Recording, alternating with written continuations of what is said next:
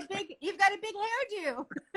First time in my life. No, I cut for 4 months. It looks good. It looks very good on you. It looks very good. It looks very Renaissance, like a Renaissance man. First time in my life, Monica. First time. No, I cut from 4 months. So you went through all of coronavirus without cutting your hair. You know, I'm in the same thing. That's why I put it up today. I was like, uh-oh. Listen, welcome. It is a huge pleasure for me to speak with both of you, Giacomo and your son, Giovanni. There's a lot of stuff that I want to ask you. I'm really excited about this edition of our Instagram Live. But I want to start off with a bit of, I guess you can call it breaking news, or an interesting piece of news, because I was speaking with my colleagues, with Lisa Perotti-Brown and my other colleagues, and we were studying our internet data for the time during lockdown, and it turns out that the #1 most searched wine in April, so pretty much for the biggest part of lockdown in the Wine Advocate, was none other than the 2015 Tenuta Nuova. Of all the wines in the world, it was the most searched wine in our database. So I thought that was kind of an interesting tidbit. So listen, first of all, I wanted to know, how are you? How have you been during the coronavirus, the lockdown? And let's just jump immediately into some information about the vintages of your current releases, and a little bit about what's happening now in the country and under the current vintage right now, 2020.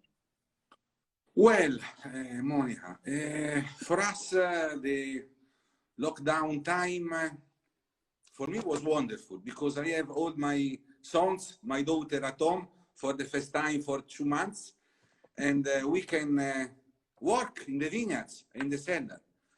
And every night, more or less, you know, a little. Every night not every night, but 2 times in a week, we organized the blind testing about wines. Wonderful experience for me and for my sons. And for us, I repeat again, we continue to work in the vineyards and the cellar. And it's difficult time, sure, but for us, not so hard, because we live in Montalcino, in a wonderful area. We can drive, you know, we have the vineyard location in different Montalcino area.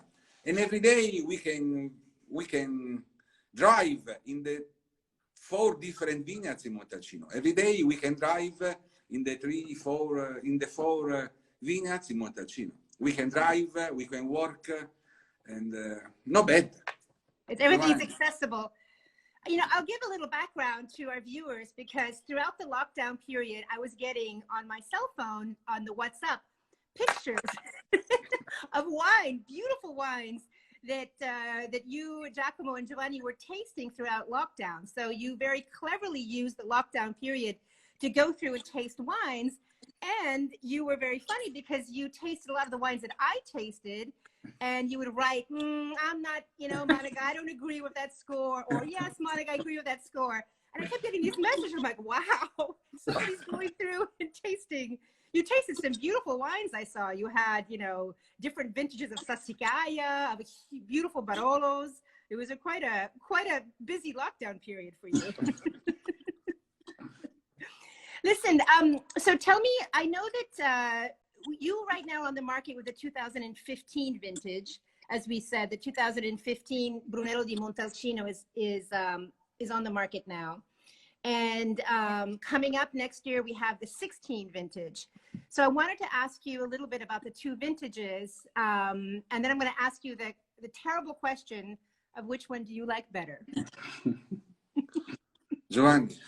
Giovanni, so comparing the 2 growing seasons, they were very different, because in 15 we had a very cool and rainy spring. Then we had very hot and dry June and July, so the ripeness was fast.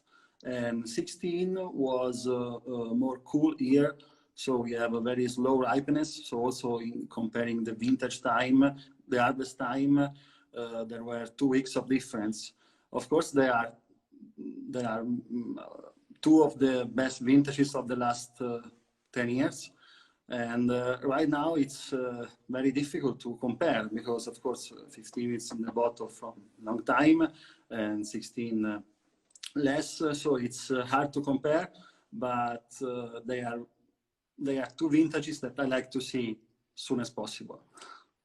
So Oh, sorry.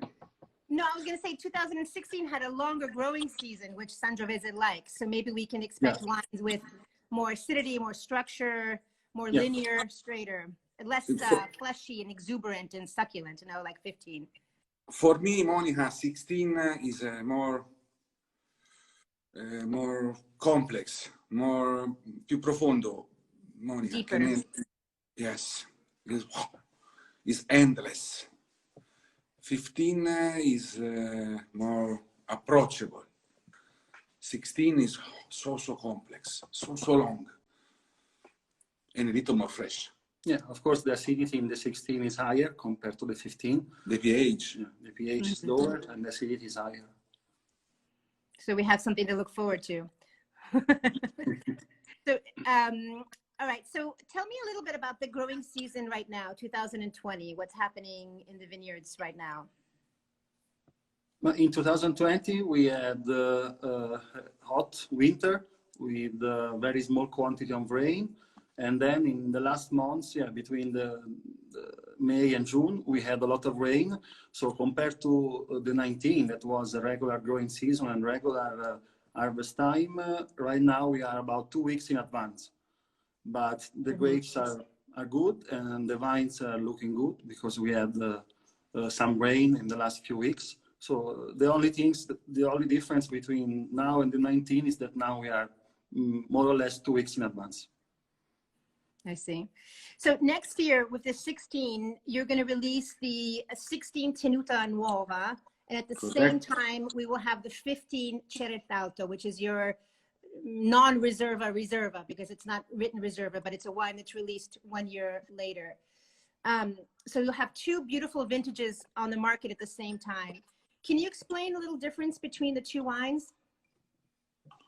Well, you or me? Me? Well, Monica, next year there will be a big game between Cerralto and Tenuta Nuova. The different, Tenuta Nuova is the vineyard location are in southeast part of Montalcino, completely different microclimate, soil, exposition, completely different expression. Same land, Montalcino, same estate, Casanova di Neri, same grape, Sangiovese. But for us, two great expression unique about Montalcino, Sangiovese, Casanova di Neri, Brunello. The Tenuta Nuova is more the bouquet. In Tenuta Nuova bouquet, you find more eucalyptus, rosemary. The palate, the texture of the tannins is more large and is longer, but is another texture of tannins. Cerralto is a unique terroir. The soil of Cerralto, you can find this soil only in Casanova di Neri estate, not in Montalcino, not in Tuscany, not in Italy. It's crazy. It's a wine with a great personality. The bouquet is red fruit, graphite, and the wine is large, but is endless wine. And the unique expression about Cerralto, not only from Tenuta Nuova, but all from the other all pure Sangiovese wines, is that's the long life. And the Cerralto normally still young for the life. Is a wine with a great age potential and still young. I repeat again, for us, two great expression about Sangiovese, about Brunello, about Casanova di Neri, but completely different. It is, I believe, a very good thing about Casanova di Neri, about Montalcino terroir. I see that we're getting... Sorry. We're getting questions. Anybody is welcome to ask questions, and I'll try to get them to Giovanni and Giacomo as soon as I can. And actually, somebody was just asking about malolactic fermentation and the winemaking. So can you take us through a little bit about the if there's differences in winemaking between the two wines, the two top wines. No, about the malolactic fermentation is quite the same. Both Cereto Alto and Tenuta Nuova, the malolactic fermentation happen in wood, because we prefer to have the malolactic fermentation in wood, and it's natural. We don't use yeast or lactic bacteric, but it's natural. Usually it happens from November to January, and yeah, it's the same for Tenuta Nuova and Cereto Alto. And can you tell me also a little bit about your wood philosophy? Because I remember I had a beautiful chance of doing a huge retrospective of Tenuta Nuova. And in fact, one of the questions somebody just asked is, did you skip any vintages in the last 20 years? Or what are the vintages you skipped of Tenuta Nuova? But also, when we had that retrospective, I remember you spoke at length about your philosophy of wood and the use of wood in Brunello, and how your own personal evolution changed, because obviously traditionally in Montalcino big oak casks are used, and you know there was a longer aging period that's been shortened a little bit over time, and you've gone to a smaller container, and you have you had pretty precise thoughts on why that choice was good for you, and I was hoping that you could share that with us. So first of all, the first vintage of Tenuta Nuova was 1993, and we skipped the 2002 and 14 vintage. Only two vintages we skipped out Tenuta Nuova. And Cereto Alto is made all in the best vintages, not every year.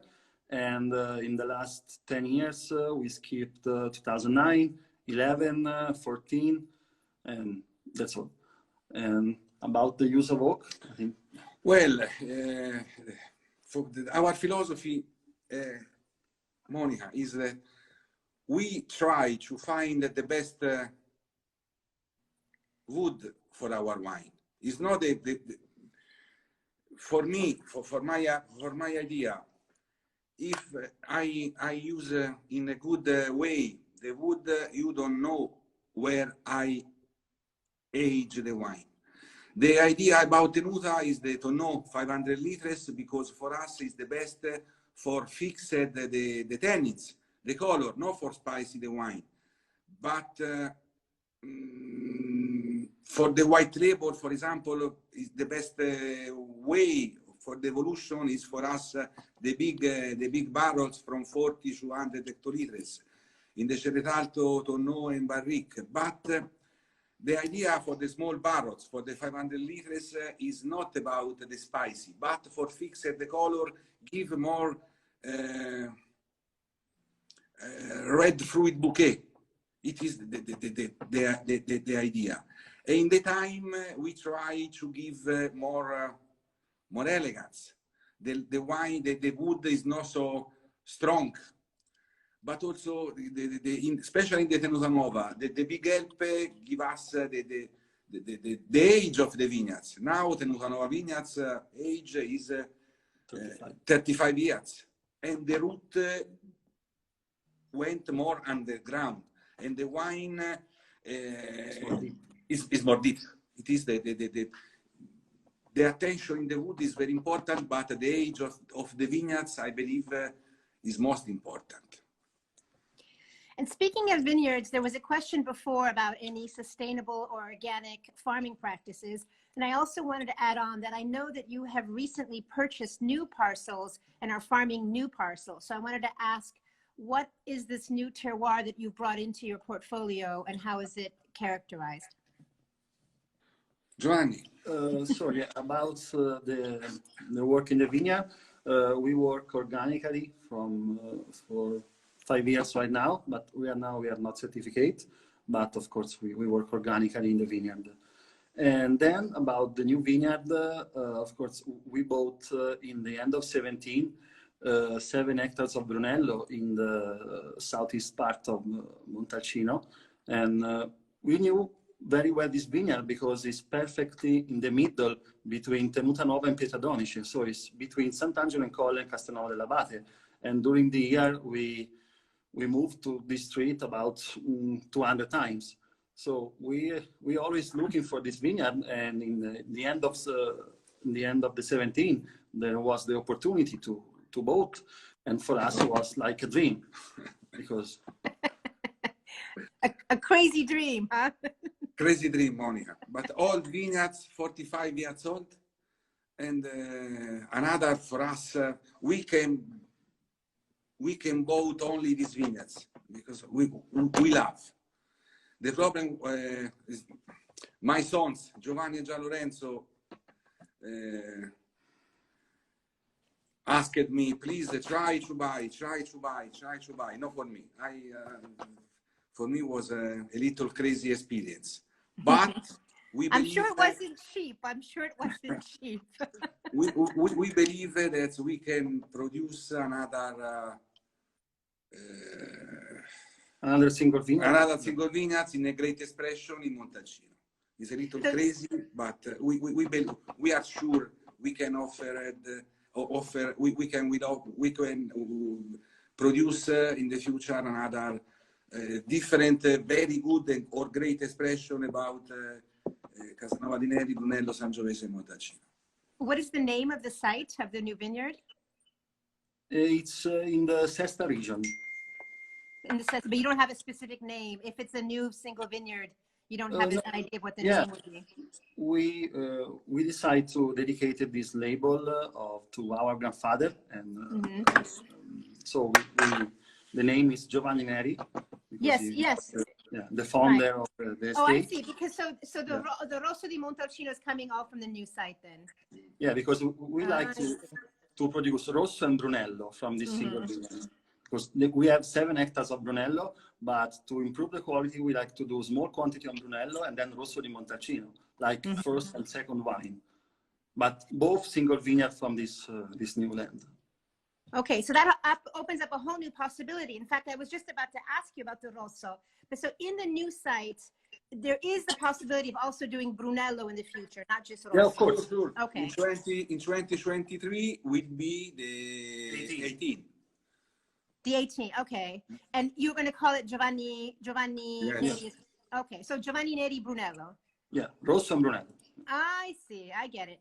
That's wonderful news. I didn't know that. That's actually fantastic. It'll be a nice addition to your portfolio. And that brings me to discussing this wine, which is the Rosso di Montalcino that was just released this year. And it's the first time I had the chance to taste it. And I was very excited because, there's been a lot of, the Rosso di Montalcino, I guess, is considered the second wine in the appellation under Brunello di Montalcino. And it's often been ignored, or perhaps its potential hasn't been used as much as possible. But there's been a lot of movement in the last couple of years to give more energy and dynamic thinking towards Rosso di Montalcino.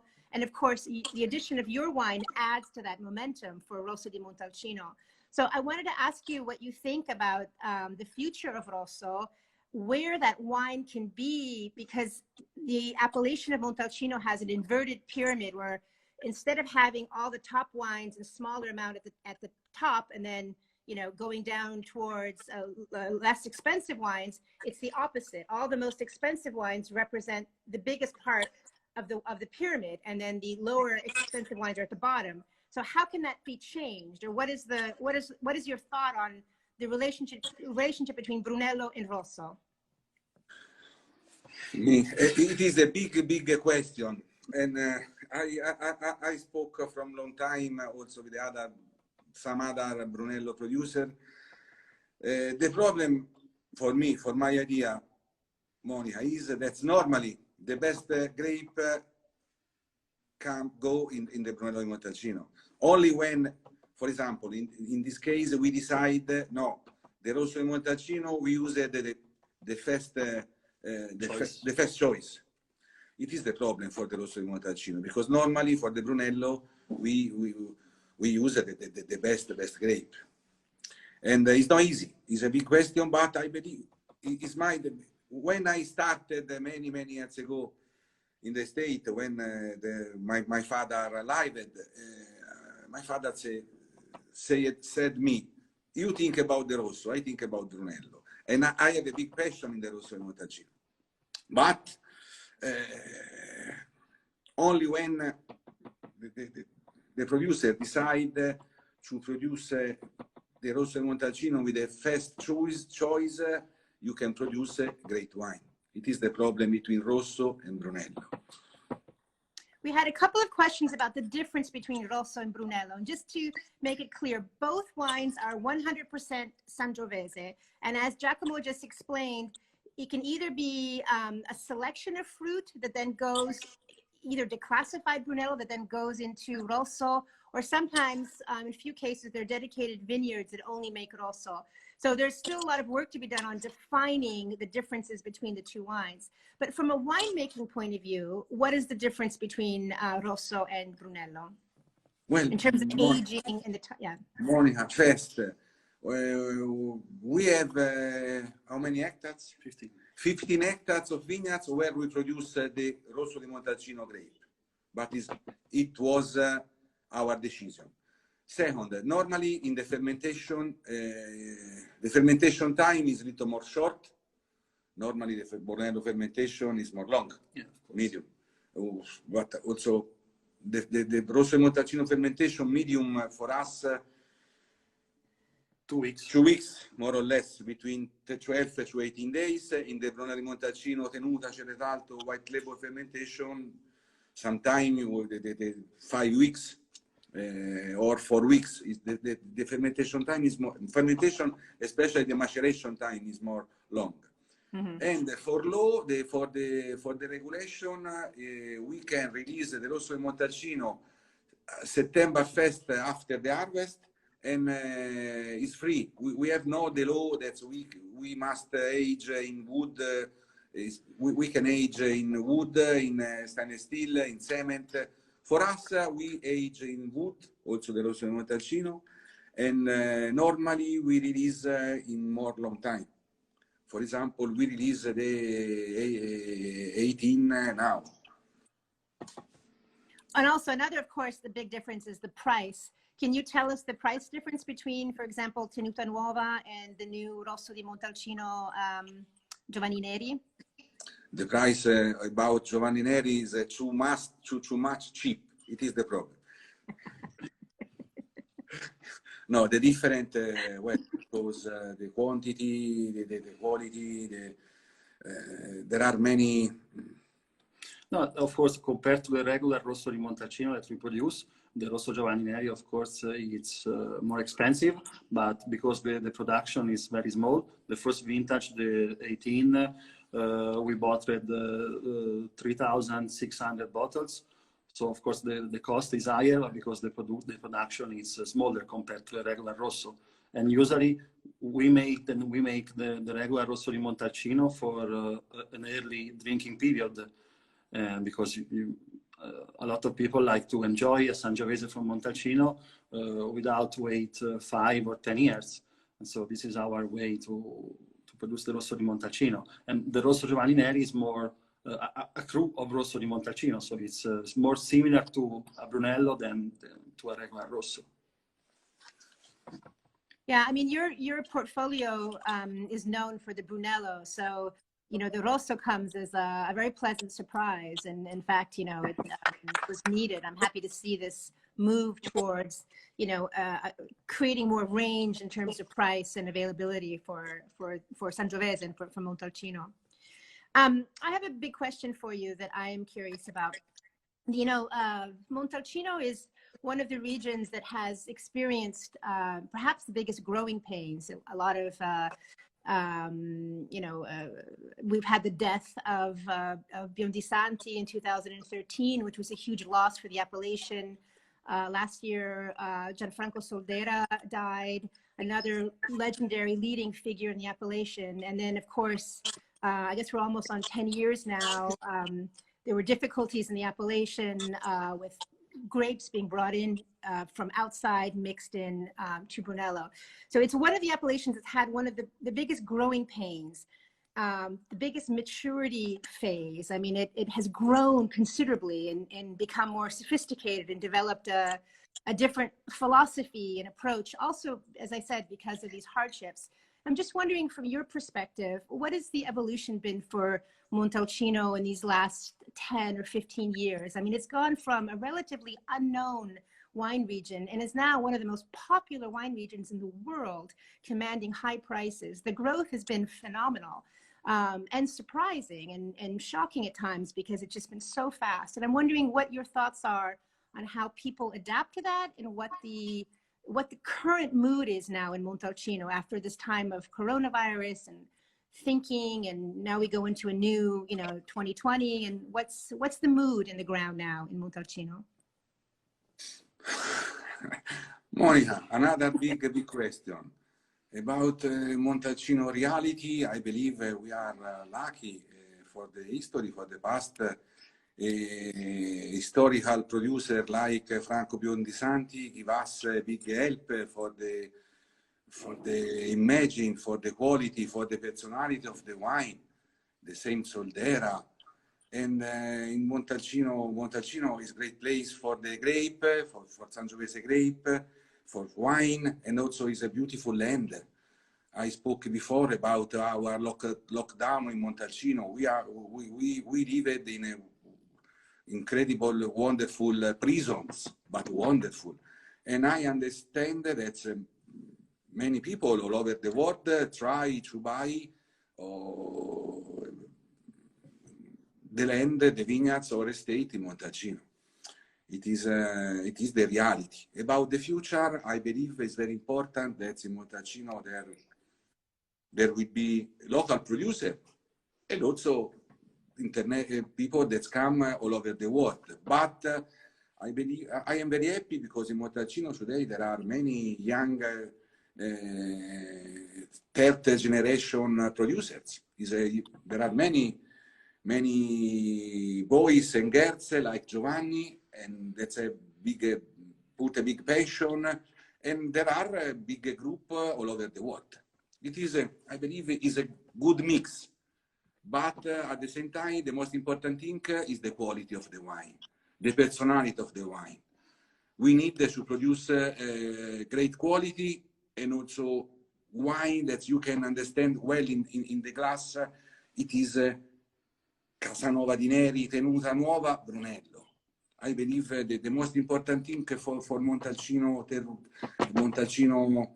wine reason is the quality, is the passion, and I love when the producer walk in the vineyards, speak about grape, vineyards, cellar, barrels, not about marketing.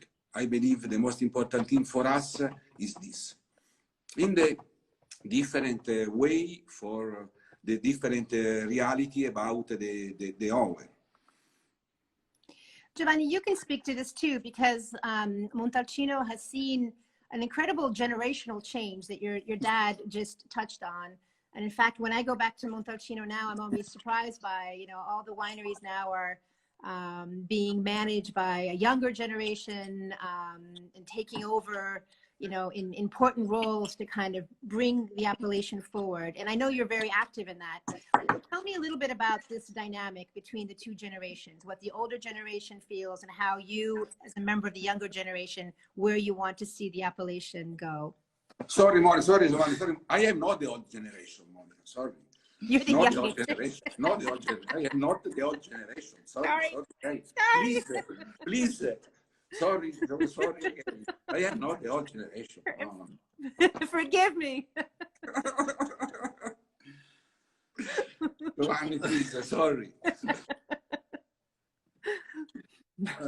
Yeah, I think right now in Montalcino there is a big attention and also big responsibilities because, as you said before, Montalcino a few years ago was mostly unknown, and now all the world is looking for Montalcino. So we have big responsibility, and I think that my generation is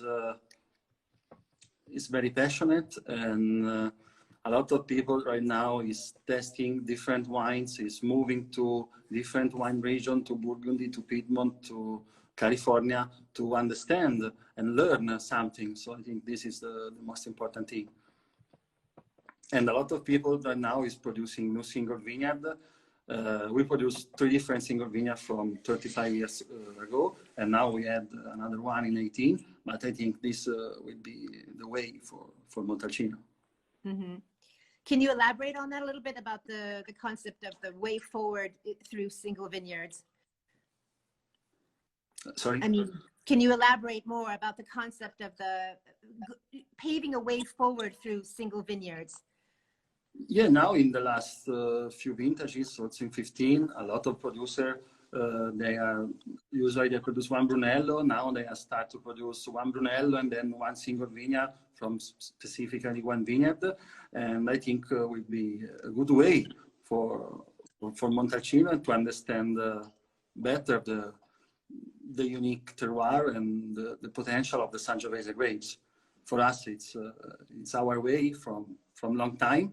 And now we are very happy that from the 18 we start to produce another single vineyard. And for me, this will be a very good way. I can, you know, even from the tasting that I did this year, I must have seen maybe 10 or 15 new wines that all represent new single vineyards. So it's a really exciting thing that's happening in Montalcino, this embracing of the single vineyard concept, which then ties into, you know, where the fruit is coming from, which vineyard it's coming from. And it's definitely being, you know, it's happening very quickly. I can see that the changes of new single vineyard wines.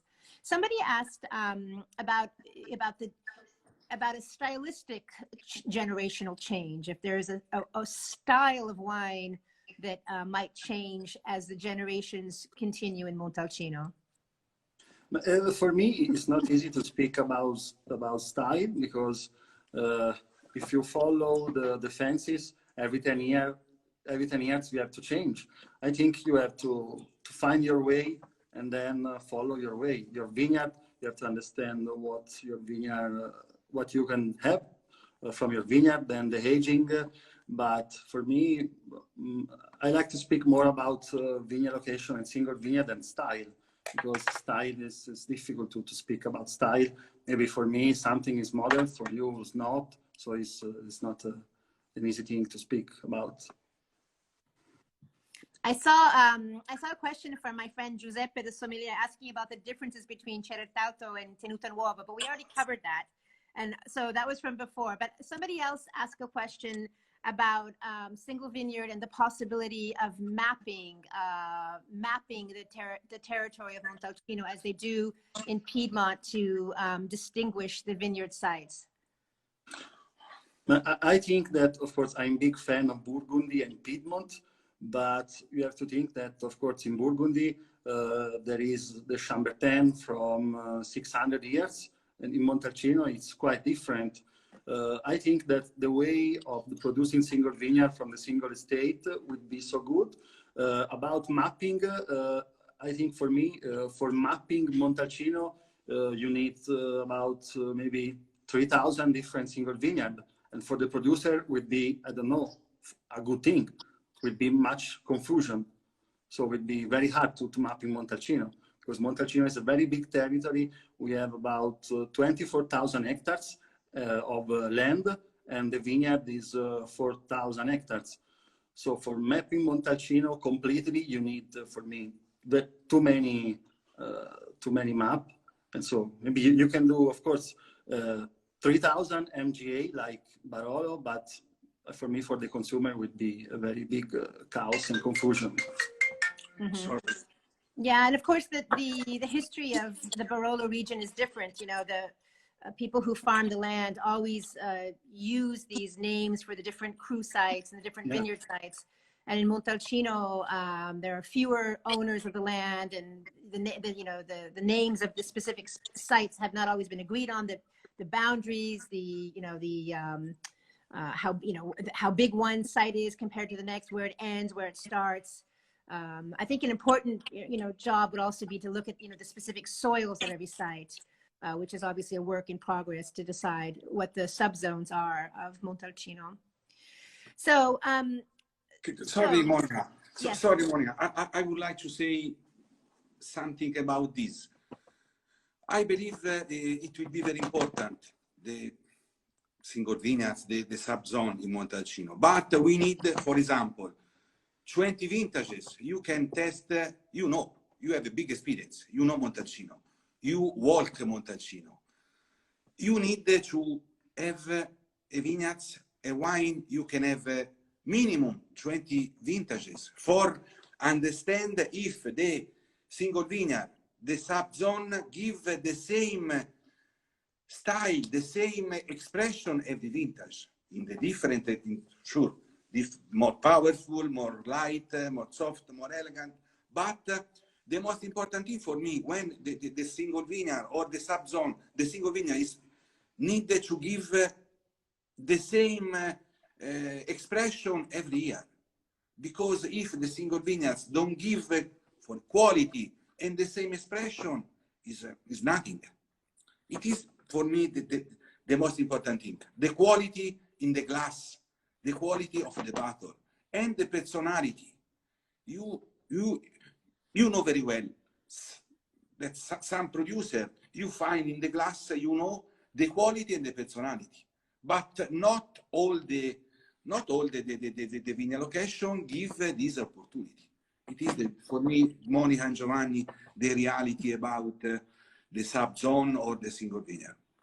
So it's true. A mapping project with I mean, when other regions like in Austria, they've done huge mapping projects. It takes 20 years or so to get all the data needed to decide how to make the maps. Yeah, it's a huge undertaking.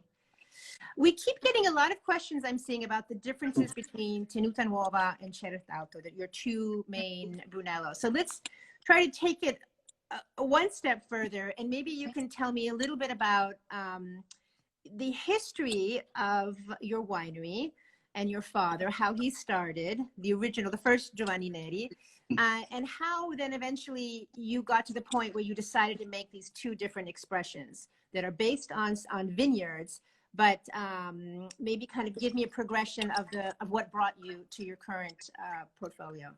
Well, about Cerretalto, my father bought the vineyards 1981. The first Cerretalto vintage bottled has been 1981.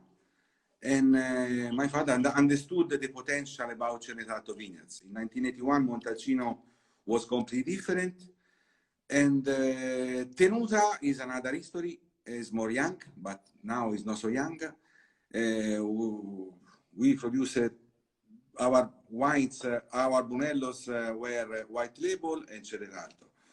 We decided to bought the land in the southeast part of Montalcino for produce another expression about Sangiovese, about Brunello. It was the history.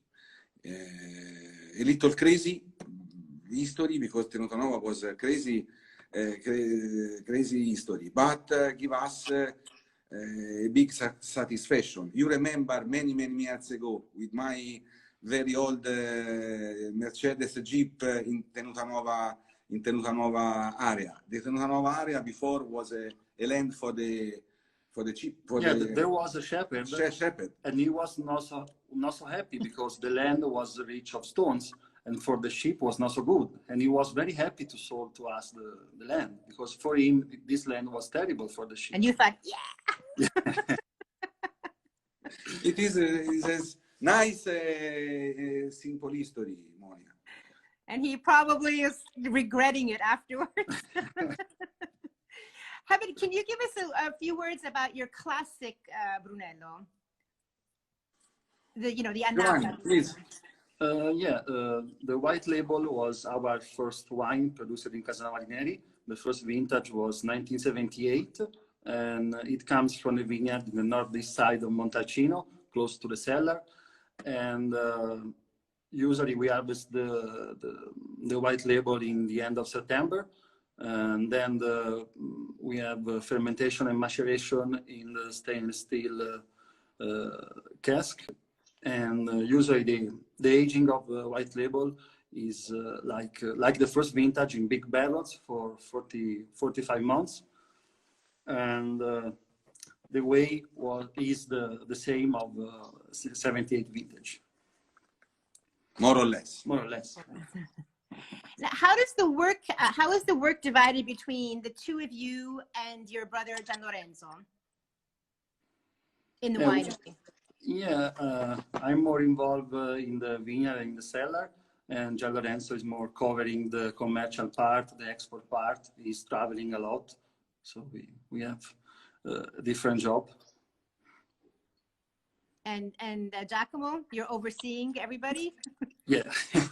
No, I go in the beach, in the sea every day. So listen, can you tell me both, since you both had this wonderful lockdown experience tasting some beautiful wines, what are some of the wines that have inspired you to create the wines that you make, drawing from either Italy or abroad? It's a good question, because I think in lockdown we tested about maybe about 200 wines, and so it's very difficult to find one. But if I have to find something, I like to say Côte de l'Ambré 14 vintage, because was not a big vintage, but was really incredible wine for me. And so what your lockdown tasting, Giacomo, tell me, did you know already, okay, we're going to be at home, let's just buy wine, let's just go online and buy it, and every night taste and taste? I mean, what was the program? Did you do it by region? Did you do it by vintage? Or just you wanted to taste everything that you could get your hands on? We tested a lot of Brunello, and I was very, very happy because there were a lot of very good Brunello 15. But for me, in the lockdown testing time, the best. No, I will say you when we will meet together. Oh, you're not going to. But one is a Tuscany wine, wonderful, that you give incredible score. And another French, also a Barolo, wonderful Barolo, incredible wine. And another was a Bordeaux, with another incredible score from Parker. Yes. Was the other Tuscan wine from Montalcino, or was it from another part of Tuscany? Is from close to the sea. Close to the sea. To the sea. 16. Terrific. Terrific. For me. I might have a guess. Let's go. Terrific wine. But I don't say the name. It's not correct. Okay. 16 winters. Yes, of course, Bolgheri near the sea in Tuscany is the land of some of the great blended wines from Italy, like Sassicaio, Ornellaia, Masseto, Le Macchiole. There are many, many good choices from that area. But so how about some of the other wines that you tasted from outside of Italy, Giacomo, that you find are similar to your style, or kind of wines that you find that are, you know, part of your portfolio of taste that you also have in Montalcino?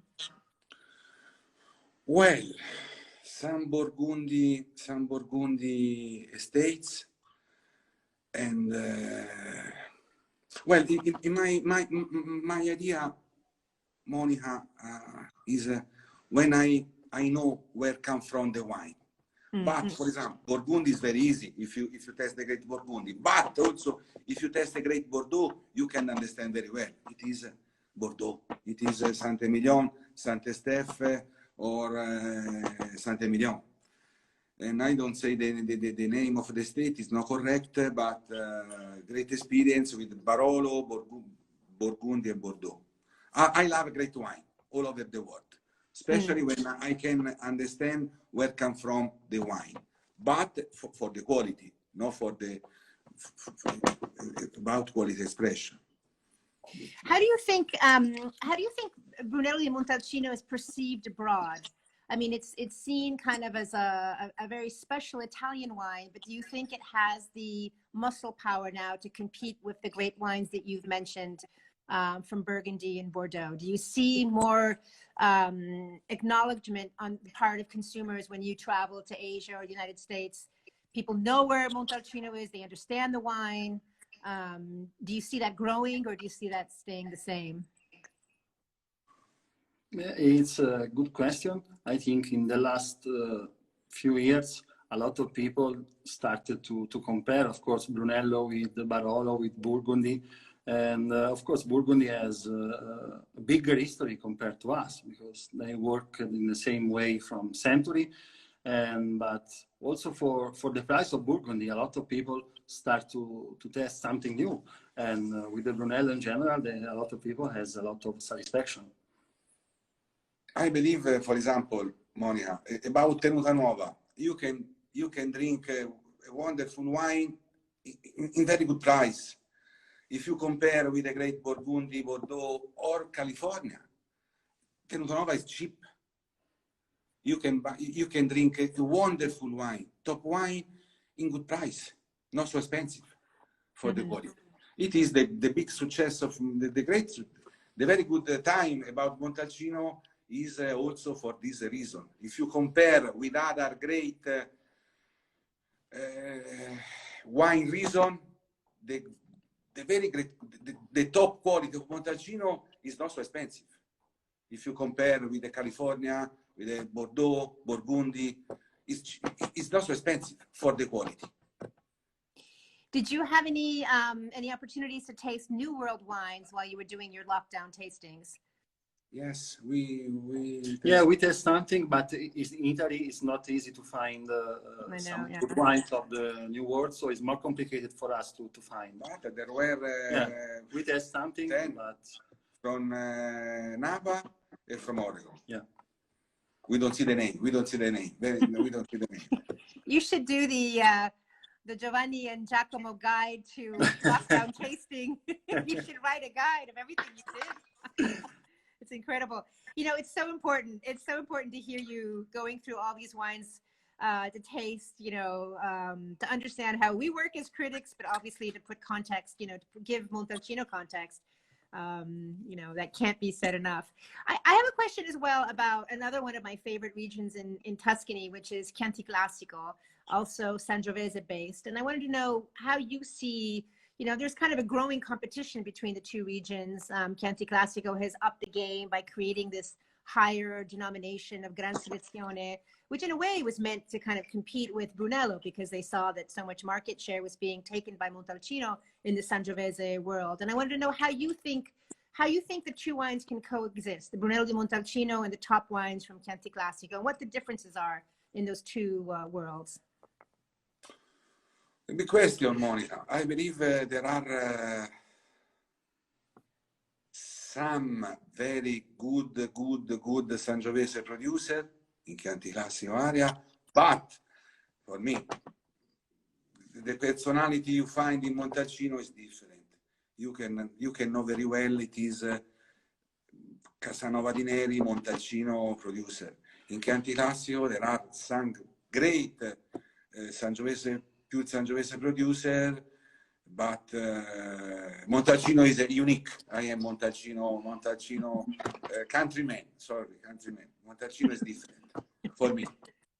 The personality of the wine, Montalcino give a strong personality in the best expression in the Sangiovese wine for me. Well, one of the differences as well also is that Brunello di Montalcino is released 5 years after the harvest, which is one of the longest aging times for an Italian wine before its commercial release. And I'm wondering, do you find that that's always, what is your relationship with this long aging period? I mean, I know that many producers have decided over the years to do less aging in wood and more aging in bottle. There's been a lot of ways of kind of you know, managing this aging period, which is one of the most particular parts of Brunello di Montalcino, is those 5 years from the harvest to when the wine hits the market. I'm wondering what your thoughts are on how that has changed and how that's best managed. No, for me, we don't need to change, Monica, because we need this time. It is very important. Today we have 24 months for law. Minimum time, the wine age in wood, the other 24 months are free. But for example, we age 1 year more the Cerretalto in the cellar. Mm-hmm. But we decided to age 1 year more the Cerretalto in the cellar because the wine is better, need of time. It is not, it's not only the regulation. In the great expression, Monica, we need long time for me in the wood and long time also in the bottle before release. When we released the Ceretalto at the beginning, after 5 years, the wine was very, very good, but not like if we age 24 months or 30 months in the bottle before release. I believe the 5 years is a very important, is a tradition, but not only tradition, is for the quality. For and my why opinion. did you... I don't know if Giovanni is agree with me or not. Yeah, of course, it's a tradition, but it's also good.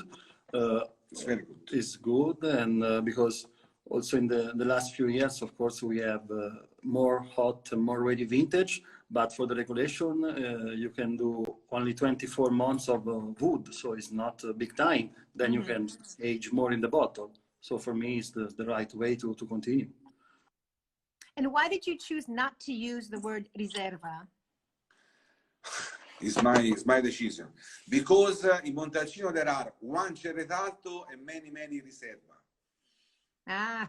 There is only one Ceretalto, Monica. Ceretalto is a unique. When you will be again in Montalcino, Monica, we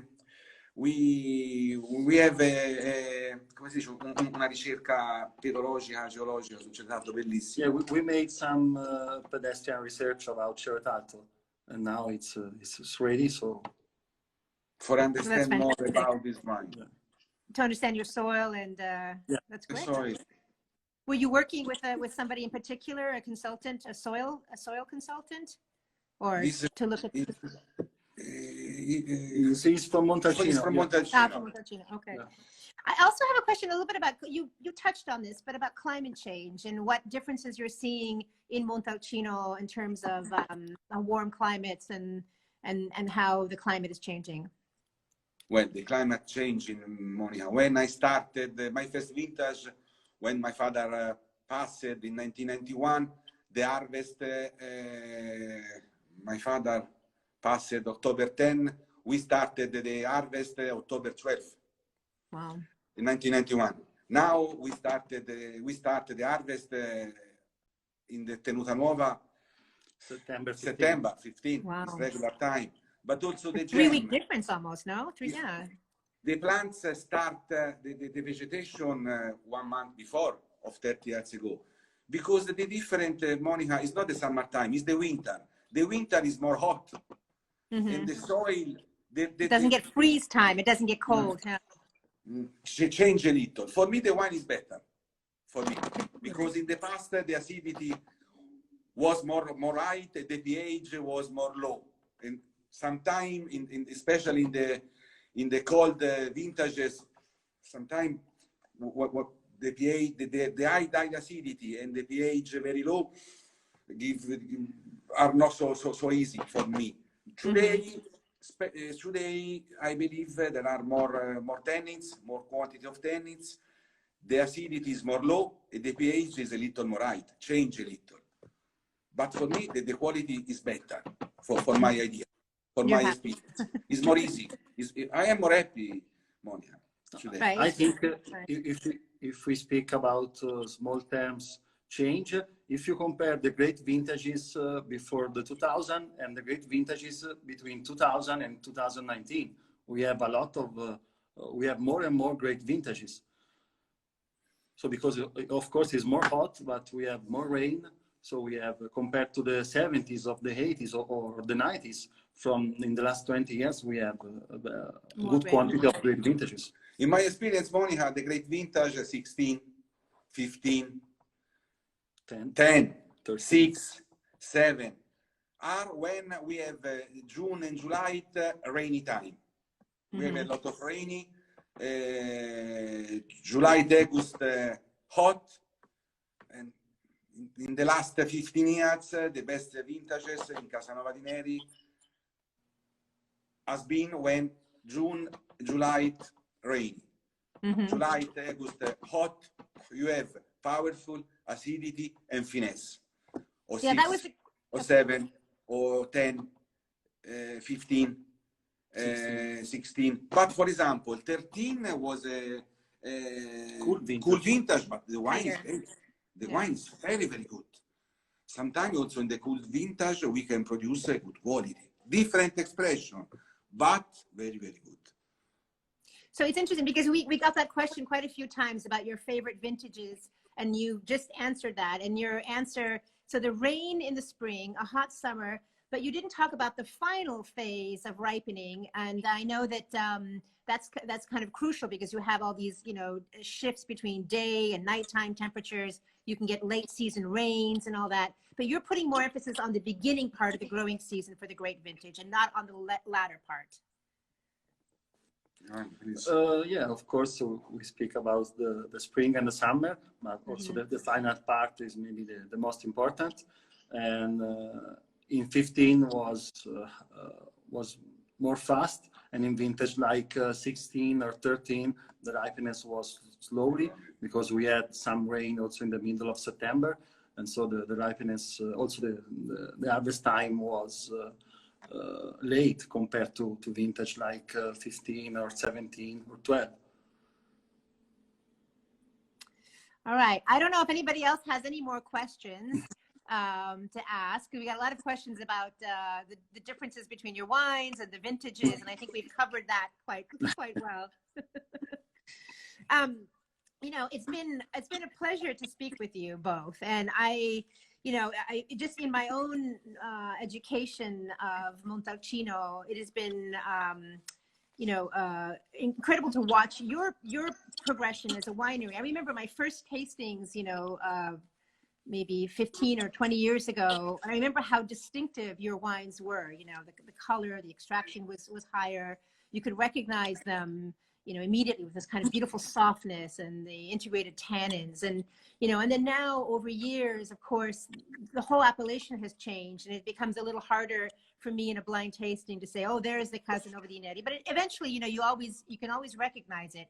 But it's just interesting how the entire appellation together has kind of become, united in a beautiful expression of Sangiovese that's deep, and the tannins and the age-worthy qualities, and there are all these beautiful notes that for me are so special, like that balsam note that I always find in your wines. It's kind of bright cherry. There's always a very kind of chalky mineral note, and maybe that'd be a question I would ask you. What are the qualities, the aromas and the flavor qualities that you look for in your wines or in other great Brunello? Well, for me, cherry, fragolino, si traduce? Like a wild strawberry, yeah. Yeah, wild strawberry. I love the eucalyptus, because especially in the Casanova there is a lot of eucalyptus and rosemary. But the most important thing is the intensity and the balance, Monica. The balance. The intensity, I love the intensity, but with the balance and the finesse. And we just had a question about drinking windows. Oh, actually, you know what, Giovanni, I'll ask you the same question. What are the characteristics you look for in a Brunello? But also add on about aging. When is the right time to drink the 2015, in your opinion? So about the 15, it's of course a great vintage. So from now, I can suggest, of course, also tonight. But if you like to have the best potential, I think 10 years from now will be the perfect period. 15 years after the harvest. But Monica, sorry, about Casanova di Neri, Tenuta, Cerretalto, White Label, every time when I speak with you, I say from all the wine lover, please open the bottle 3-5 hours before about our wines, because the wine will be much better, much better. We need, if you open the bottle and drink in Tenuta and Cerretalto, also White Label, the wine need minimum 2-3 hours and change a lot. No, I agree. In the old, also 15 or 13, if you open and drink, you cannot understand. If you open 3 hours before, 5 hours before, the wine will be completely different. Agree with me, Giovanni, or not? Of course. It is the most important thing in the old and in the young vintages.